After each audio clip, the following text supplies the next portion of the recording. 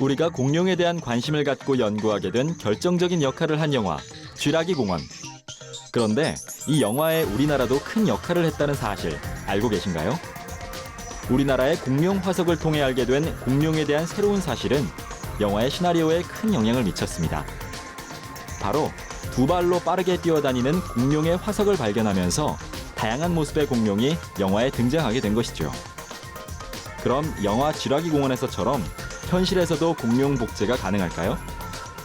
공룡 복제에 대한 아이디어는 모기에서 시작되는데요. 공룡의 피를 빨아먹은 모기로부터 공룡의 DNA를 추출해내는 방법이죠. 그럼 이런 아이디어가 과연 현실에서도 적용돼 우리가 다시 공룡을 만날 수 있을지 오늘 과학 미래를 열다해서 확인하시기 바랍니다.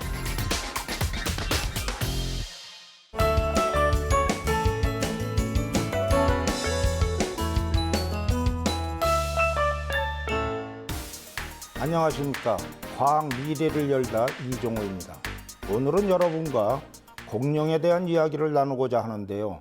공룡하면 영화 쥐라기 공원에서 봤던 거대한 공룡과 현재 우리가 흔히 접할 수 있는 공룡의 화석 발자국을 떠올리실 겁니다. 오늘은 이러한 공룡에 대한 좀 더 흥미로운 이야기를 나누고자 합니다.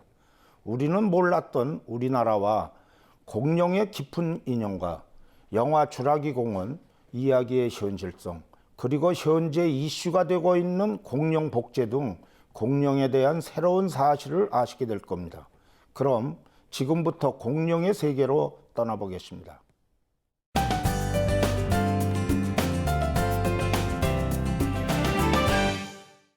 공룡은 무려 1억 6,500만 년이나 되는 장기간 전 세계에 걸쳐 분포했는데요. 우리나라는 그 규모가 그리 크지 않음에도 공룡이 매우 많았습니다. 한반도 남해안 지역의 거의 모든 곳에서 공룡의 발자국이 발견되죠. 우리나라는 세계 3대 공룡 발자국 화석 지역의 하나로 꼽히는데요. 따라서 공룡 천국으로도 불리기도 합니다.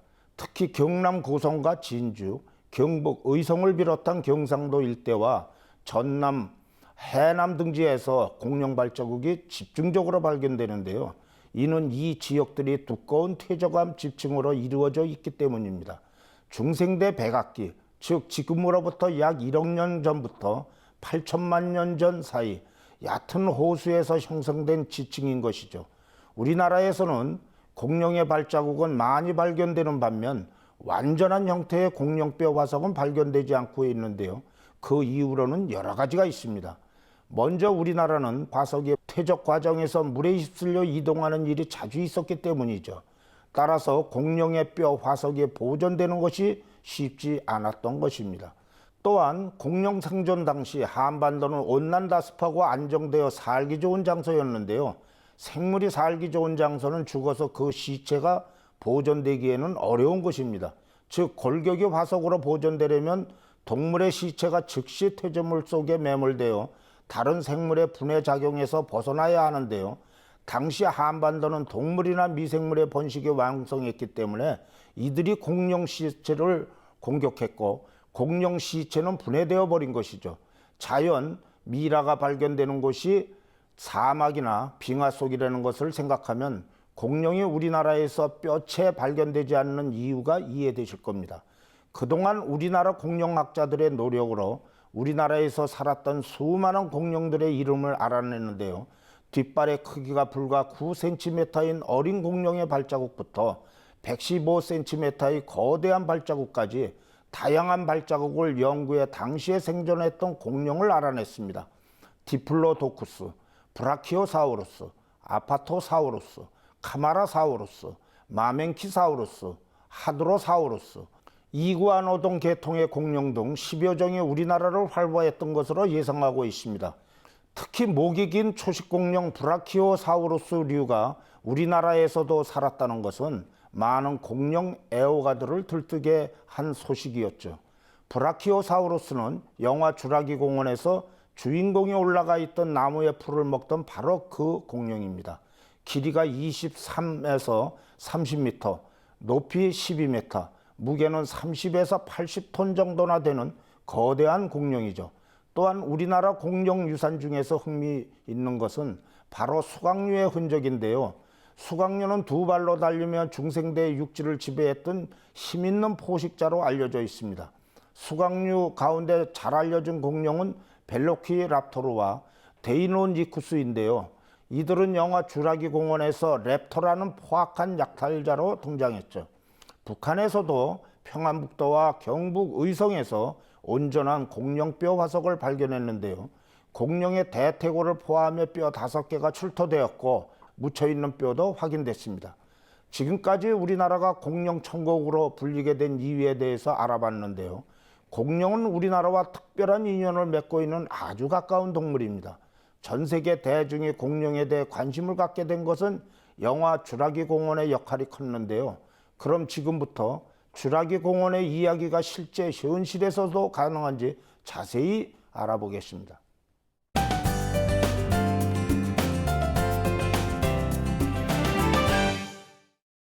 스티븐 스필버그의 영화 주라기 공원은 6,500만 년 전에 멸종된 공룡을 인간이 DNA 합성을 통해 다시 만들어냈다가 그 공룡들에 의해 파멸하고 마는 인간들의 이야기를 다룬 작품입니다.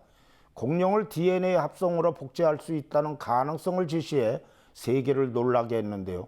그런데 여러분, 이 영화에 우리나라도 큰 역할을 했다는 것을 알고 계신가요?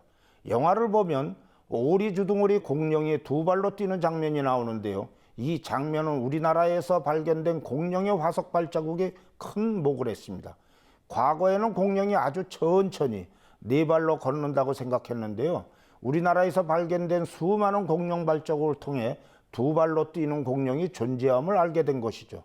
특히 오리주둥으리 공룡 화석이 발견된 우리나라의 주요 현장은 고성 동명리와 해남 우왕리였는데요. 이 화석들을 보면 당연히 있어야 할 공룡 꼬리의 흔적이 발견되지 않았습니다. 이는 공룡이 꼬리를 질질 끌며 천천히 이동한 것이 아니라 꼬리를 수평으로 들고 뛰었음을 보여준 것이죠. 또한 우리나라에서 발견된 오리주둥으리 공룡 발자국의 화석은 공룡이 매우 빨리 뛰었다는 결정적인 자료도 제공했는데요. 이는 발자국의 보폭으로 유추할 수 있었습니다. 주라기 공원의 촬영이 상당 부분 진행됐을 때 스필버그는 한국에서 발견된 공룡 발자국을 통해 어떤 공룡들은 매우 빠른 속도로 뛰었다는 사실을 알게 되었는데요.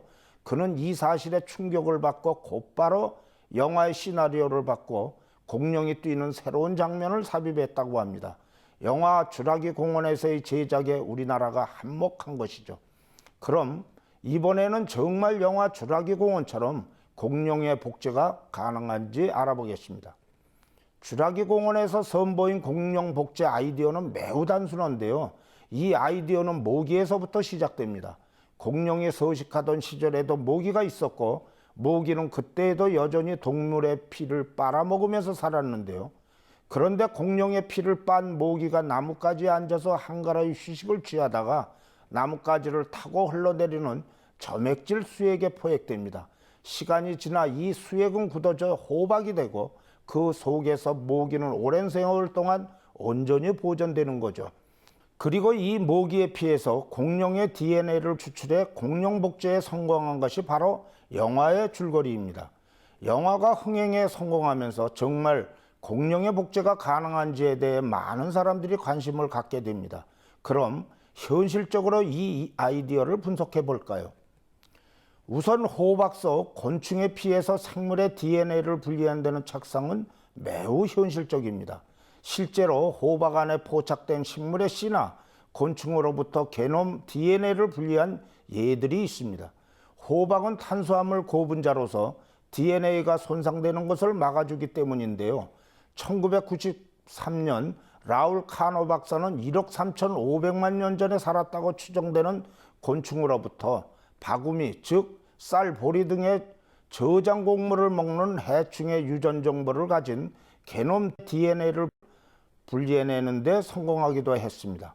하지만 호박 속에 갇혀있는 흡혈곤충의 내장에 공룡 피가 섞여 있더라도 그 피가 단 하나의 공룡의 피라고 단정하기는 힘든데요. 여러 공룡의 피가 섞여 있을 수 있기 때문에 공룡에 대한 DNA 정보를 하나하나 분리해야 합니다. 한마디로 각각의 피를 정확히 검사해야 하죠. 그리고 이 정확한 분석이 이루어지면 그 다음엔 그것을 복제하는 문제가 남는데요. 아무리 적은 양의 피라도 복제하는 데에는 문제가 되지 않습니다. DNA 분석으로 진가를 발휘하고 있는 노벨상 수상자 캐리 멀리스 박사의 PCR, 즉 중합효소 연쇄 반응 기법이 있기 때문이죠. PCR 기법은 특정 부위의 DNA를 복제할 수 있는 획기적인 방법인데요. 제공된 시료를 20회 반복하여 복제하면 약 100만 배까지 늘릴 수 있습니다. 더욱 놀라운 것은 이때 걸리는 시간이 겨우 3시간 정도라는 것인데요. 어떠한 사건의 용의자를 조사할 때 침처럼 아주 적은 양의 DNA를 복제해 범인 여부를 확인하는 데에도 사용되고 있습니다. 따라서 이를 분자복사기라 부르기도 하죠. 하지만 그 다음 단계에서 문제가 발생하는데요. 만약 PCR을 이용해 공룡의 DNA를 복제한다고 해도 이 DNA로만 공룡을 다시 탄생시킬 수는 없다는 점입니다. DNA가 생물을 직접 만드는 것이 아니기 때문이죠. 즉 공룡의 DNA만 있으면 공룡을 복제할 수 있다는 생각하는 것은 착각에 불과합니다. 공룡을 이루는 형태는 간단하게 하나의 청사진으로만 구체화되어 있는 것이 아니라 모든 DNA 유전자들이 복합적으로 작용하여 형성되는 것이죠. DNA는 스스로 발생을 시작할 수 없는데요. 만약 이것이 가능하려면 DNA를 판독하고 그에 따라 작동하는 도구가 순조롭게 작동할 수 있어야 합니다. 이러한 도구들은 세포액을 둘러싸고 있는 아래의에서 제공되는데요. 거의 모든 동물은 암컷의 난소 속에서 알세포가 만들어지면서 탄생합니다. 따라서 공룡의 DNA라는 비디오 테이프를 재생하기 위해서는 규격에 맞는 테이프 재생기, 즉 같은 종의 공룡알이 필요합니다. 테이프에 맞는 재생기가 없다면 비디오를 볼 수 없겠죠. 또한 공룡 복제가 어려운 또 하나의 이유가 있는데요. 공룡을 복제하기 위해서는 공룡과 유사한 동물이 필요한데 현재 공룡과 비슷한 동물은 모두 멸종했다는 겁니다. 결국 공룡의 DNA를 얻었다 해도 그 DNA를 공룡으로 키워줄 수 있는 유사 공룡이 없는 한 공룡을 복제한다는 것은 불가능하다는 것이죠. 따라서 쥐라기 공원은 현실적으로 불가능하다고 결론을 내릴 수 있습니다. 아마 실망하신 분들도 있을 텐데요. 하지만 희소식도 있습니다. 바로 메모드 복제인데요. 그럼 지금부터 메모드 복제에 대해서 알아보도록 하겠습니다.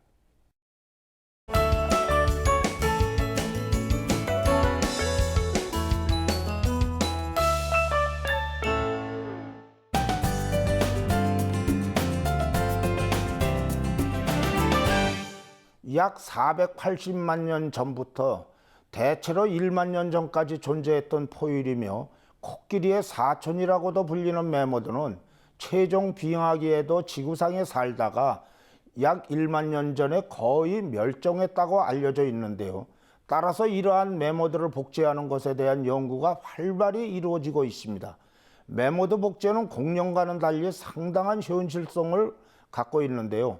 공룡은 6,500만 년 전에 멸종되어 DNA가 남아있을 가능성이 거의 없지만 메모드는 방금 말씀드렸던 것처럼 만여 년 전까지도 살았고 특히 영구 동토의 냉동 상태로 있을 가능성이 많아 DNA는 물론 정자도 발견할 수 있을 거로 추정하고 있습니다. 일본의 고토 가즈후미 박사는 DNA가 손상되지 않고 남아있는 메모드의 정자를 발견할 수만 있다면 메모드를 복원시키는 것은 어려운 일이 아니라고 주장했습니다. 고토 박사가 메모드의 정자를 채취할 수 있다고 믿는 것은 동결 정자, 즉 얼어있는 정자의 높은 생존율 때문이기도 합니다. 일반적으로 물은 동결 과정에서 날카로운 얼음 결정을 형성하는데요. 이 얼음 결정은 세포막이나 세포 소기관에 상처를 입혀 결국 해동 후 세포들이 제 기능을 발휘하지 못하게 하는 주요 원인이 됩니다. 하지만 정자는 다른 세포에 비해 세포질 내에 존재하는 소기관의 수가 적은데요. 정자는 탄생 목적에 맞게 전달할 유전자와 이를 전달하는 데 필요한 필수 세포질만 갖고 나머지 소기관들은 모두 버립니다.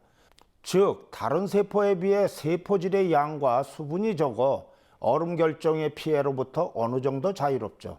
또한 정자는 냉동에 강한 구조적 특성을 갖고 있는데요. 보통 세포의 염색체는 기다란 이중나선이 새끼줄처럼 복잡하게 꼬여 동그랗게 뭉쳐 있습니다.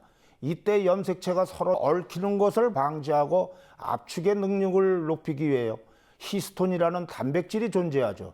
히스톤은 염색체를 구성하는 중심 단백질로 모든 DNA에 존재하는데요. 이 히스톤 단백질은 염색체가 휘감을 수 있는 일종의 지지대 역할을 해줍니다. 하지만 정자에는 히스톤 대신 프로타민이라는 단백질이 들어 있습니다. 프로타민 단백질은 히스톤보다 안정된 구조를 갖고 있고 특히 열에 강하답니다. 즉, 냉동시켜도 얼음 결정의 공격에 비교적 강한 특성을 보이는 것인데요. 이로 인해 정자의 냉동 후 생존율은 적어도 50%에서 최고 90%에 달하게 됩니다. 메모드를 복원시키는 또 다른 방법은 기존의 많은 학자들이 성공한 포유류 복제 방법인데요. 예를 들어 복제형 돌리를 만드는 체세포 방식을 사용하는 것입니다. 사실상 메모드가 냉동되는 동안 신체 조직에 들어있던 DNA가 손상되지 않았다면 현대의 과학기술로 메모드를 복제하는 일이 가능할 수 있을 텐데요. 메모드 세포에서 세포액을 추출하여 코끼리 난자에 주입하고 수정란을 코끼리 암컷의 자궁에 착상시킨 뒤 유사 메모드를 계속 교배시키면 결국 멸종된 메모드와 매우 유사한 동물이 태어날 수 있다는 것이죠. 이러한 상황에서 2011년 우리나라의 황우석 박사는 세계 최초로 이종간 체세포 핵이식법을 이용해 멸종위기 동물인 코요테 복제에 성공하게 됩니다. 이것은 코요테 체세포에서 추출한 핵을 개의 난자에 이식해 대리모에 착상시키는 방법이었고 세계 최초로 성공한 사례였습니다. 그리고 이러한 성공으로 메모드 복제도 제기되는데요. 코요테 복제에 사용한 체세포 핵이식법으로 메모드 복제가 가능하기 때문입니다. 메모드의 체세포를 구해 세포핵을 추출한 뒤 핵을 제거한 코끼리 난자에 넣어 배양하면 복제 메모드를 얻을 수 있다는 것이죠. 유전자적 근형관계를 따져보면 메모드와 가장 가까운 포유동물이 코끼리인데요. 그 중에서도 아시아 코끼리가 유전적으로 메모드에 가장 가깝습니다. 따라서 동남아시아 지역에 서식하는 인도 코끼리에서 채취한 난자에서 핵을 제거하고 그 자리에 메모드 핵을 이식해서 수정란을 만들 수 있다는 논리였죠. 하지만 안타깝게도 자연 상태에서 코끼리 난자를 구하는 건 매우 어려운 일입니다. 코끼리의 배란 주기는 4주이고 임신 기간은 평균 22개월입니다. 하지만 코끼리는 새끼에게 젖을 먹이는 수유 기간이 길어 실제 배란은 5년에 한 번꼴로 이루어집니다.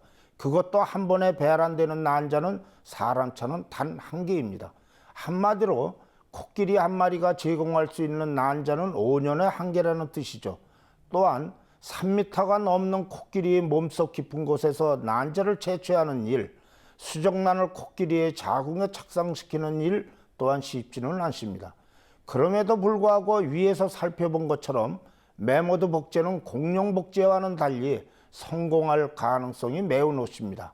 그리고 2013년 황우석 박사팀이 러시아의 암컷 메모드 시체에서 혈액을 발견하는 데 성공했고 적혈구를 발견하기까지 했다고 하는데요.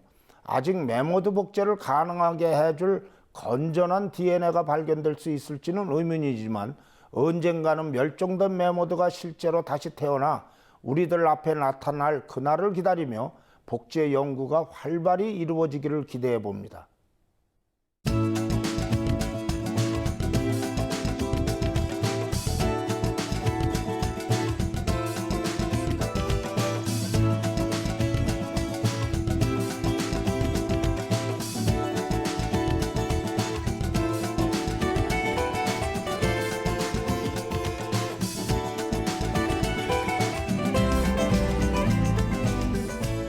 오늘은 여러분이 과거의 동물로만 여기던 공룡과 메모드를 다시 만날 수 있는지에 대해 알아봤는데요. 현대 과학기술이 많이 발전했지만 아직 복제라는 기술은 여전히 조심스러운 것이 사실입니다. 하지만 끊임없이 옛 생물을 복원하고자 하는 노력은 계속될 텐데요. 과학자들뿐 아니라 여러분들의 깊은 관심도 필요할 것입니다. 과학, 미래를 열다 시청해 주신 여러분 고맙습니다.